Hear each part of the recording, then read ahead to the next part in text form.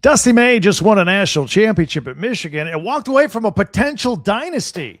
We pull back the curtain on why he really walked. Locked On Big Ten starts right now.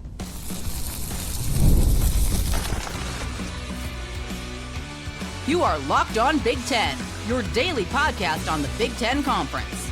Part of the Locked On Podcast Network, your team every day.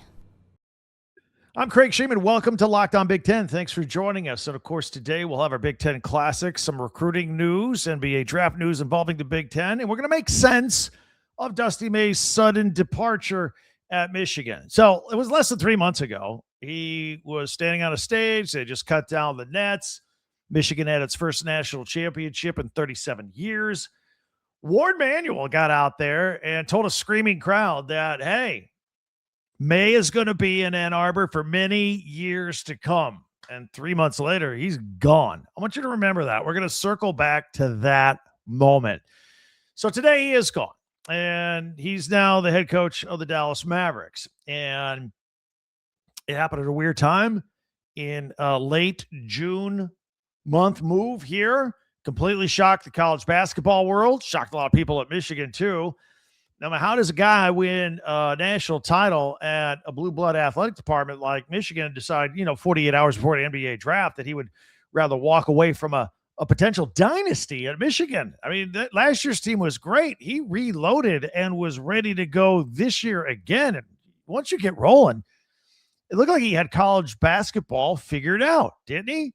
So today we pull back the curtain a little bit on why Dusty May really left Michigan, why his unsigned contract extension was interesting to me. I'll share that with you as well. We got a few good theories we're going to work in with the facts as well, because I always give you my opinion on stuff. So, maybe Dusty May, maybe he always wanted to be an NBA basketball coach, and this was just another stepping stone. Yesterday's podcast was, is Michigan now a stepping stone job? You can go back for a second, listen, and check that out yesterday. The opportunity to coach Cooper Flagg. Maybe it was just too much to pass up.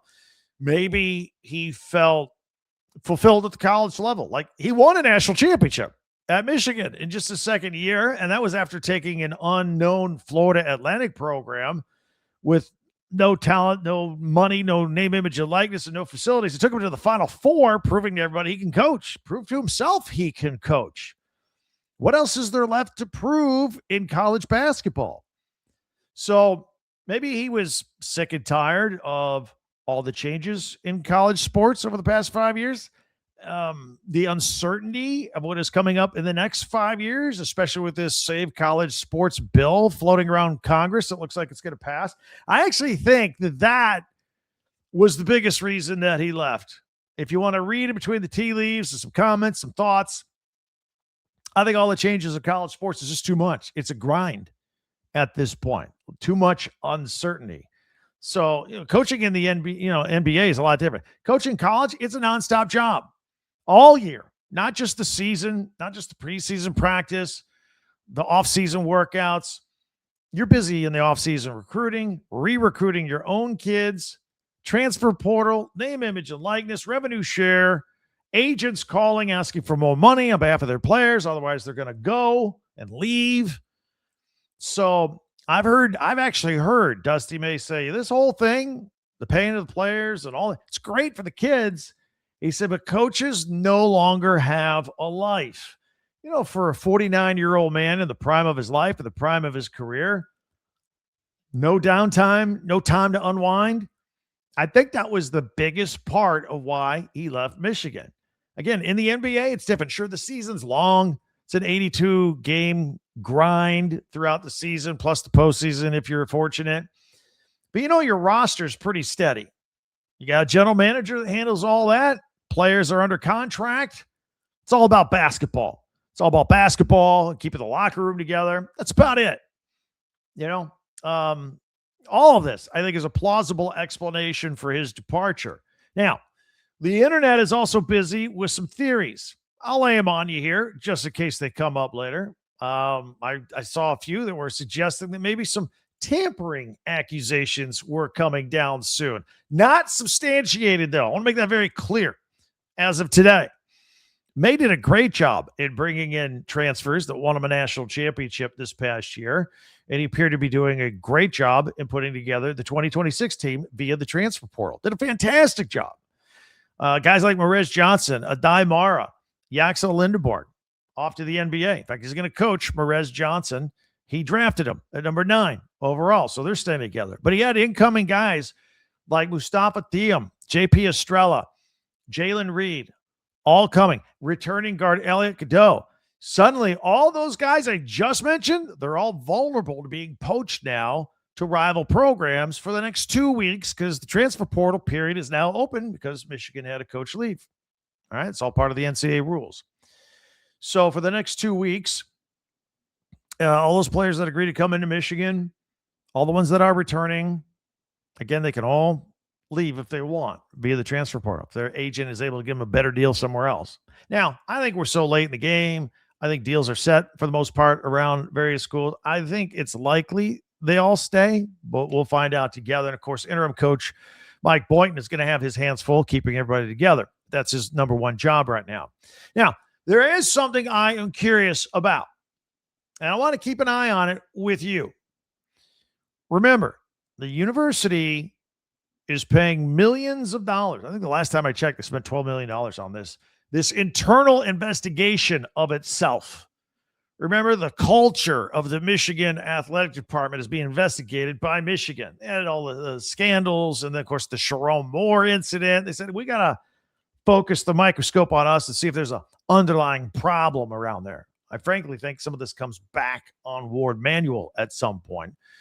But I just wondered, because I'm inquisitive, and that's what I do, is there some dirty laundry coming out of this investigation about the whole athletic department that maybe Dusty May doesn't want to be associated with anymore? I'm gonna hold that on pause until that thing comes out and see if that had anything to do with his decision for his sudden departure. But I think it's a fair question, but we'll hold on to it until we get more information. I also found it interesting. I'll circle back to what I started talking about, the unsigned contract extension. Both Jim Harbaugh and Dusty May had unsigned contract extensions sitting on their desk. And for both of them, during their championship celebrations in front of the Michigan fans, Athletic Director Warde Manuel got up in front of everybody, go Ra, good job, and let everybody know that he was the good guy because he's doing everything in his power to keep his coaches. They all have contract extensions. Jim Harbaugh had a contract extension sitting on his desk for months. Dusty May has a contract. We want him to coach here forever. I'm the good guy, says Warde Manuel. I'm getting it done. I want them to stay. I'm not firing anybody. Let's let the good times roll. And then the coaches all leave. They don't sign that contract. Holding out for a better deal. Both are gone now. Now, Jim Harbaugh, we saw the writing on the wall. We always knew that at some point he wanted to get back into the NFL, chase the Super Bowl. And also, we knew that the NCAA was breathing down his neck, and it was going to be time to go or spend the rest of your college career suspended. He went, made $80 million. It was good for him. Dusty May didn't sign his. Now, keep in mind, Dusty May turned down the North Carolina job. I believe he turned down the Orlando Magic job. All of a sudden, but he didn't sign that deal. Then the Dallas job comes, and now he's gone. So Warde Manuel still waiting for the results of that internal investigation to his athletic department. I think that's going to be something interesting to look at as well. Michigan fan, let's vent. I got a comment section here. I want to hear from you. You've had a couple days to digest this. Are you ready to move on? Does it still hurt? You want to thank him for the memories and the natty? He can do whatever he wants. Give me a comment here. I want to thank everybody for checking us out here on Locked On Big Ten. We are here every day. Thank you for checking us out and making us your first listen. If you are on YouTube checking us out, please hit that free subscribe button. That really helps us out. I ask everybody to do that. We're getting close to 30,000 free subscribers. Also, if you could share, follow, like, and comment, that helps us with the algorithm out there. And Apple and Spotify listeners, Apple, hit that plus follow button, and Spotify, please hit that plus save button. Take you 2 seconds, and it's remarkable how much that helps us if you could do that.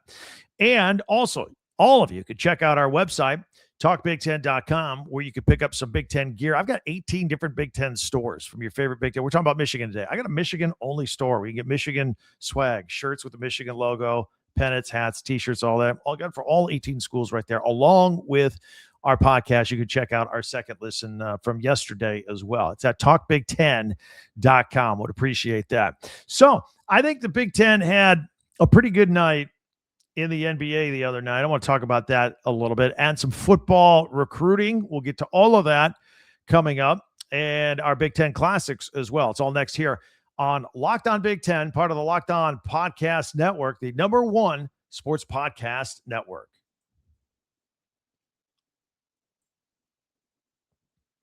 I want to tell you about Odoo, brand new sponsor here at Locked On. You know, running a business shouldn't feel like you're trying to connect a bunch of systems that were never designed to work together. One app for accounting, another for inventory, another for sales, and somehow none of those systems talk to each other. And that's where Odoo comes in. Odoo is an all-in-one business management software that brings every part of your business together into one powerful platform, from sales and accounting to inventory and marketing. Everything works in one place, and that helps your team move faster because they stay organized. And now they're focusing on growing the business and actually doing their jobs instead of pulling all this other stuff together and managing software. The best organizations know that success isn't just about talent. It's about having everyone work toward the same goal. And that's true in sports, just like it is in business, right? You got to pull the right people together. We just had an NBA draft. We just had 3 Michigan players that all worked together for Michigan, and they won a national championship. Now they're going to go to new teams and try and work together, just like your office can work together and have everything be organized and smooth, an organization with a vision. So great organizations win because operations matter. And that's why you should get Odoo. Try for free today at odoo.com/lockedon. That's odoo.com/lockedon.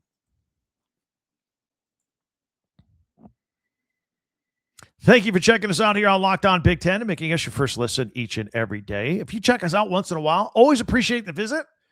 Add an extra visit or 2 or 3 each week, each month. We have people that check us out every day, and we call them everydayers here at Locked On. We even have a club for everydayers.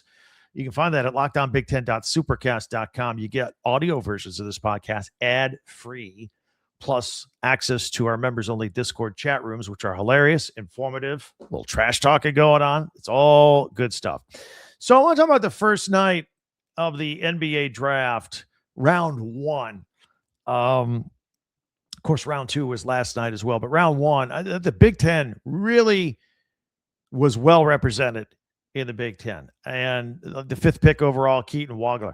You know, nobody really recruited him hard. He ends up at Illinois. And just before our very eyes, I remember talking about him on this very podcast. He just kind of exploded into this awesome player that was really fun to watch. Could glide to the lane and get to the hole, and he can shoot 3-pointers.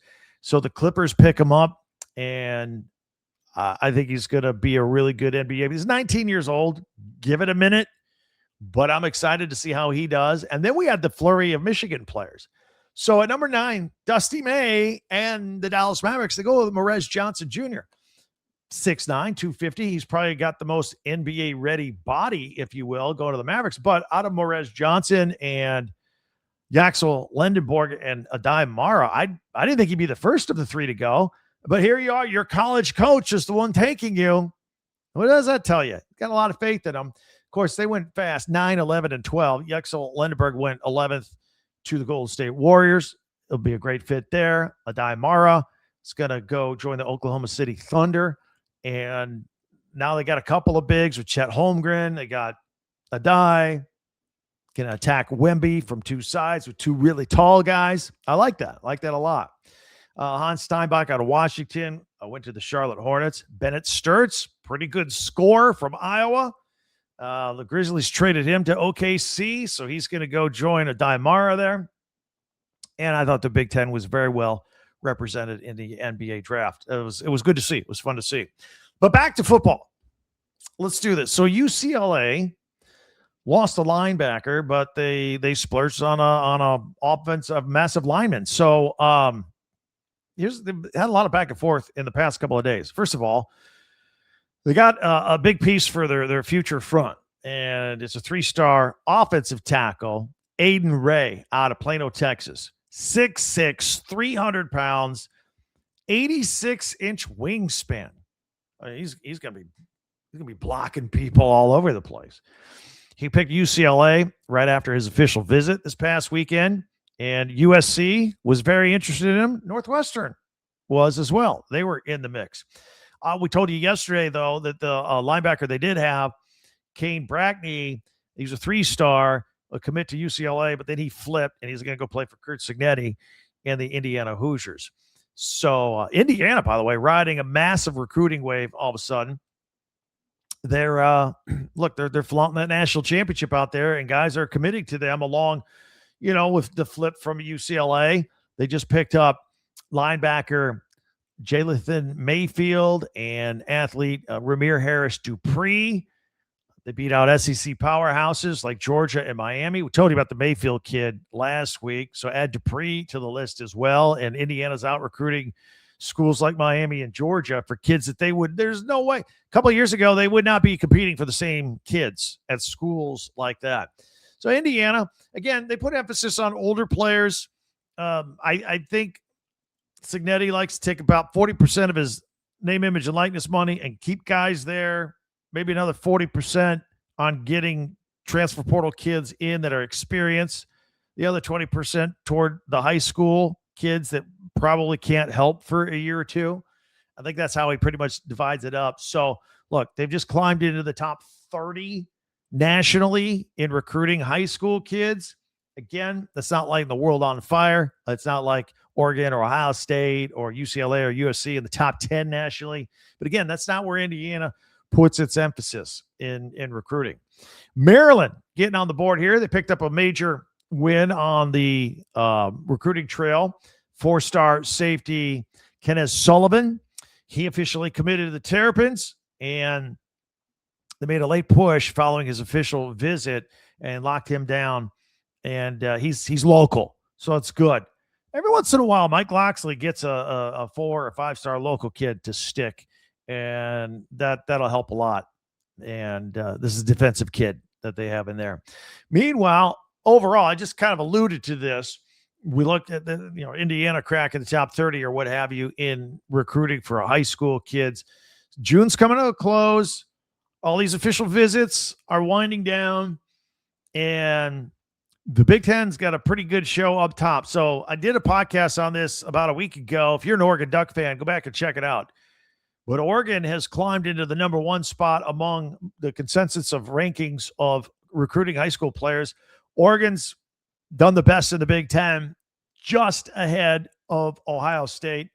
So, but Oregon, they've climbed into the top 3 now nationally, because since I did that podcast last week on them, they've got a couple more kids and 4-stars, and now they're sitting number 3, top 3 nationally, and Ohio State's right behind them. Michigan and Illinois also having very good upper tier recruiting classes. Illinois is doing well. We've talked about them a lot. In fact, Illinois, this is their highest ranked recruiting class since 2008. So almost two decades. So pretty good job.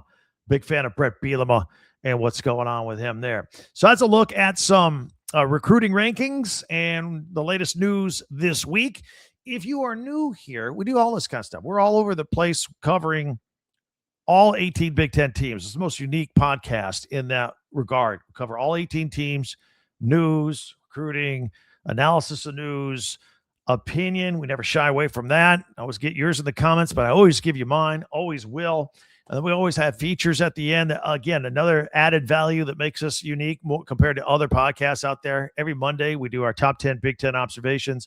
Tuesdays, we do Tuesday tweets from X.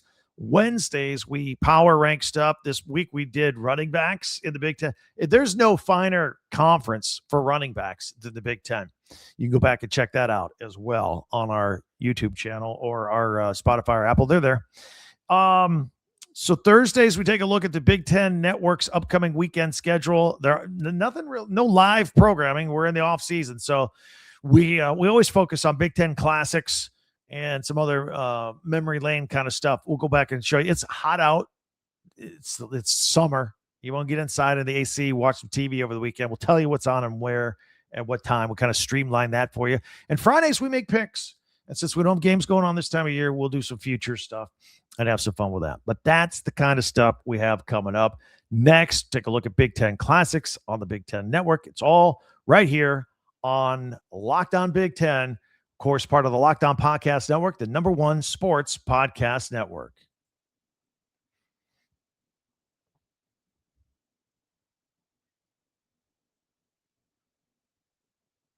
Time to take a look at what's coming up this weekend on the Big Ten Network. We're not going to show you everything Friday, Saturday, Sunday. We're going to streamline it for you a little bit. Things we think that you would think are interesting, and things that help you get out of the heat of the summertime. Where I'm at, the heat index is 109 today. Hot. I like to get inside, maybe watch some TV, cool off a little bit. I'm going to put this on the screen. If you're audio only on Spotify or Apple, no need to worry about it. We got you covered here. We're going to pick up the action on the Big Ten Network with our Big Ten Classics Friday, June 26th. Can't believe June is over. But hey, by the way, keep in mind, June is over. July, Big Ten Media Days, practice August, season's here for football. I'm very excited about it. We'll pick it up late Friday, 6:30 Eastern time. Help you cool off watching a game on ice. Michigan Hockey Classic. Their matchup against Ohio State in late March for the Big Ten Championship. TJ Hughes, and he had a goal and 3 points in the top-ranked Wolverines' victory over the 19th-ranked Buckeyes to win the Big Ten Tournament Championship. That was a classic. So we got to start off with a hockey Big Ten Classic here. And then more Big Ten men's hockey at 10 o'clock Eastern, the Big Ten Tournament semifinal. Ohio State and Michigan State. You can check that out on Friday. Something a little different for you. Let's flip the calendar to Saturday, June 27th. A lot of wrestling all day. I've highlighted a couple of things here at 1 o'clock Eastern. The Michigan-Iowa wrestling matchup. And then we go to the Big Ten Tournament at 6 p.m. Eastern. The semifinals at Penn State. I know we're going to have a lot of Penn State and Iowa fans checking this out as well. And then at 9 o'clock Eastern, we've got the Big Ten Tournament Championships again from Penn State. We start with the semifinals and then the championship, 6 and 9 respectively. And then on to Sunday's action, more of a full slate. I picked a few more things here to talk about. I noticed right at 1 o'clock Eastern is the show that they do, The Journey, and they focus this one on Big Ten basketball and Michigan. I figure, why not? Right? I mean, we just spent all this time this week talking about Dusty May leaving the national championship, Wolverines going to the Mavericks, and of course, these players that just got drafted in the NBA draft. Yaxel Lindenberg gives his mom a gift that she'll never forget in this episode. You can learn about Morez Johnson Jr.'s connection with a former Michigan football great. So that's going on at 1 o'clock. At 1:30 Eastern, another Big Ten journey, more basketball, Illinois. We're going to hear from Illinois' Keaton Wagler, who's now a Clipper. So a lot of good stuff behind the scenes from Illinois and their basketball season this year. Now, we're going to fast forward it on Sunday to 7 o'clock Eastern, 4 o'clock Pacific, another Big Ten journey. And is going to be, it's again, the one at 7 is Big Ten football, a little mixture of Ohio State, Purdue, and Michigan. There'll be a Julian Sayin journey in there as well. His journey to becoming the Ohio State starting quarterback after transferring from Alabama after Nick Saban retired. Purdue honoring running back Devin Maccabee, who was a great running back there and a great student as well. And you can hear why Max Bredesen followed his brother's footsteps at Michigan. So all that jam-packed from 7 to 7:30. Now, at 7:30, another journey around the Big Ten football. They're going to do it behind the scenes of the Big Ten Championship for football in Indianapolis. So you go behind the scenes with the Hoosiers and behind the scenes with Ohio State. And that'll be a lot of fun on Sunday night at 7:30 Eastern. Now, at 9 o'clock Eastern, 6 o'clock Pacific, another Big Ten journey coming out of that championship focus. They're going to look just at the Indiana football team.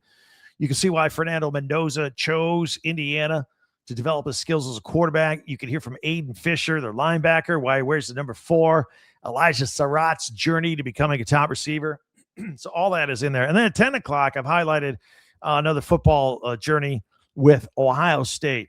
And again, this was a little different from earlier. This is Julian saying becoming their starting quarterback, a little something on Jeremiah Smith behind the scenes, and highlights of the Buckeyes' victory over the Wolverines. So this is a little different from the one that aired earlier today.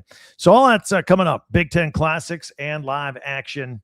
No live action this weekend, just the classics and the stories, behind the scenes on the Big Ten Network this weekend. So those are the kind of things we focus. Hopefully you'll enjoy them. If you need a little break over the weekend from the heat, get inside and check some of this stuff out and go back down memory lane for the Big Ten.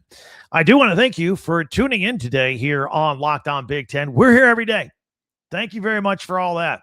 Before you go, if you could please hit that subscribe button. That part's always free. Hit that free subscribe button and follow Locked On Big Ten, and that way you get all the latest episodes before anybody else, as soon as they're released each and every day. And if you're on audio, Apple or Spotify, Apple, please hit that plus follow button. And if you're on Spotify, please hit the plus save button. That helps us out with the algorithm. It gets our show in front of other people, and it is a big help. We also are on Twitter at Talk Big Ten. Send me something on Twitter. I'll put it on the show on Tuesday. We have our website, talkbig10.com. All of our podcasts are archived there, and we have 18 different Big Ten stores for your favorite school right there. Get yourself ready for the upcoming season with all the swag. And finally, for you everydayers out there, thank you for being with us each and every day. We have an Everydayer Club, and you can get Locked On Big Ten ad-free on audio, Spotify or Apple, wherever you get it, and members-only access to our Discord chat rooms as well. Just check it out at lockedonbig10.supercast.com. 7-day free trial. Check it out. I think you'll like it. So that's what we got going on there. That'll do it for us here today. Thank you for checking us out. For Locked On Big Ten, I'm Craig Sheeman. We'll see you next time.